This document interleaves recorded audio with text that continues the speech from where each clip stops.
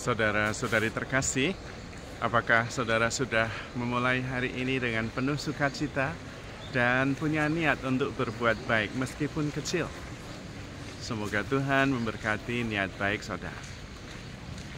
Sekarang ini saya sedang ada di kuil Meiji Junggo yang dibangun untuk mengenang Kaisar Meiji dan permaisurinya.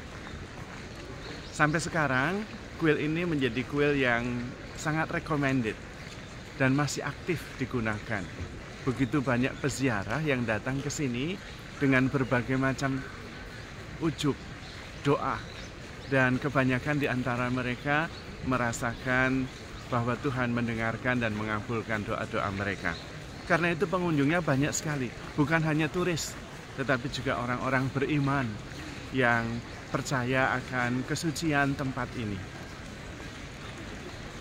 Sebelum masuk ke tempat suci ini, kuil ini, kita memasuki 3 pintu gerbang atau yang disebut dengan tori, pintu gerbang khas Jepang, yang menyimbolkan bahwa kita memasuki tempat suci.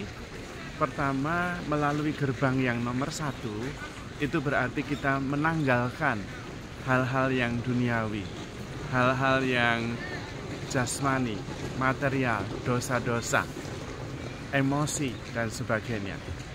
Kemudian masuk tori yang kedua, gerbang yang kedua. Kita masuk dalam dunia yang lebih dalam, meninggalkan emosi-emosi negatif, amarah, kecewa, sakit hati, gelisah. Yang ada adalah emosi-emosi positif, rasa syukur, sukacita, dan kemudian juga kedamaian. Lalu masuk melalui tori yang ketiga atau gerbang yang ketiga, yaitu gerbang yang masuk ke dalam keabadian, meninggalkan bukan hanya yang jasmani tetapi yang emosi-emosi, pikiran-pikiran. Di situ yang ada adalah kedamaian, sukacita, syukur, dan kesejahteraan. Ada kesatuan di situ. Maka seringkali sesudah melalui tori yang ketiga, orang sampai pada pencerahan atau yang disebut dengan satori. Disitulah kita mencapai kesatuan dengan yang ilahi. Tidak ada lagi batas-batas, entah batas-batas jasmania dalam ruang dan waktu, dimensi yang ketiga.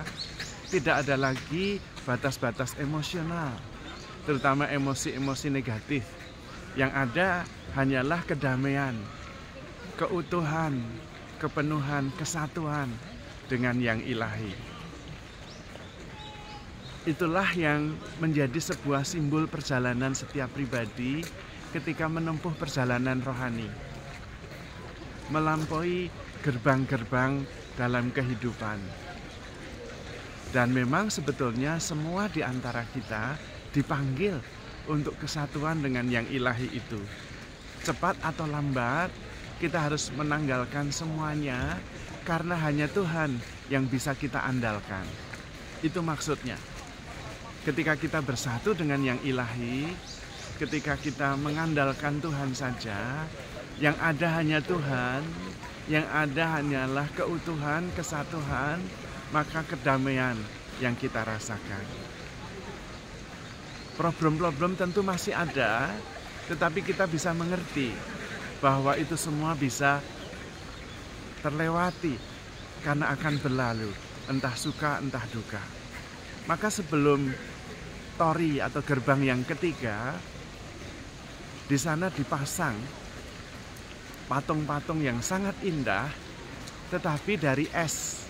Ketika mendekati musim dingin ini, ada patung-patung tentang kehidupan alam, ada lumba-lumba, ada naga, ada juga patung-patung kehidupan manusiawi. Seorang ibu dengan anaknya dalam kasih sayang. Kemudian juga ada pertunjukan-pertunjukan tarian dan semua kesenian. Namun itu semua terbuat dari es. yang akan meleleh dengan sendirinya, tidak bertahan lama. Itu adalah simbol atau lambang bahwa dalam kehidupan kita ini, apapun yang kita alami itu akan berlalu. Lalu masuk ke gerbang yang kedua dan ketiga sampai pada kepenuhan keutuhan. Bukan kekosongan, tetapi kepenuhan, keutuhan, kesempurnaan. Di situ terjadi kesatuan antara yang ilahi dan yang insani. Daya hidup yang membuat kita hidup seimbang, utuh, satu, bersatu dengan sang daya ilahi yang sempurna di dalam Tuhan. Maka disitulah yang ada kemudian adalah kesempurnaan, kepenuhan, dan keutuhan. Pada saat itu kita bisa melihat dalam berbagai macam wujud yang bisa berubah dan tidak permanen, ada keindahan, ada kesempurnaan, ada keutuhan. Di dalam diri Anda semua, Allah menciptakan kita semua amat baik. Dan itu berarti bahwa di dalam yang badani, di dalam yang psikologis, di dalam yang rohani, ada keindahan, ada kesempurnaan. Kita diminta melalui tahap-tahap 3 gerbang itu dalam melihat sesama. Kita melihat sesama pertama-tama memang apa yang nampak, yaitu yang badaniah. Ada yang cantik, ada yang kurang cantik, ada yang marah, ada yang senang. Tapi kita diminta terus menembus sampai ke dalam. Itu lapisan pertama adalah apa yang tampak secara jasmani, indrawi. Kemudian gerbang yang kedua, apa yang tampak secara psikologis. Kadang orang itu marah, kadang orang itu gembira, kadang orang itu senang. It's okay. Tetapi ada di balik itu semua keutuhan, kekudusan, kesempurnaan yang diciptakan oleh Tuhan. Anda dan saya itu sempurna, utuh, tidak bisa menjadi lebih baik lagi. Ya, Anda itulah kesempurnaan dengan segala baik, buruk, dan benar salahnya. Ketika kita bisa sampai pada satori atau pencerahan, kita bisa melihat dalam setiap pribadi menembus batas-batas jasmani, psikologis, dan masuk di dalam kesempurnaan setiap insan ketika Tuhan menciptakan. Dan Anda tidak perlu kemana-mana untuk mencapai kesempurnaan itu.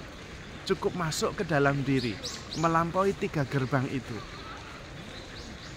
Dan Anda akan menemukan diri yang sejati, yang sempurna, yang utuh, yang selalu bersama dengan Tuhan dalam kesempurnaan. Itulah daya hidup yang membuat kita tetap satu sebagai pribadi, yang membuat kita tetap seimbang, sehat, dan sempurna. Maka saudara-saudari terkasih, mari kita menemukan kesempurnaan di dalam diri kita masing-masing. Karena yang sempurna itu selalu ada bersama dengan Tuhan.